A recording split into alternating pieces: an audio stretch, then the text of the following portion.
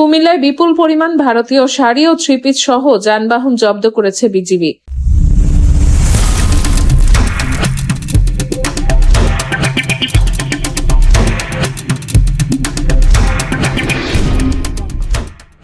কুমিল্লা সীমান্তে অভিযান চালিয়ে যানবাহন সহ বিপুল পরিমাণ অবৈধ ভারতীয় শাড়ি, ব্লাউজ এবং ম্যাক্সি জব্দ করেছে বর্ডার গার্ড বাংলাদেশ বিজিবি।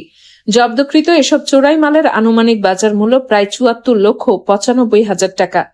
শনিবার ১৮ জুলাই ভোর আনুমানিক ৩টার দিকে কুমিল্লা ব্যাটালিয়ন ১০ বিজিবি এর অধীনস্থ গীতবাড়ি বিওপির একটি টহল দল এই অভিযান পরিচালনা করে।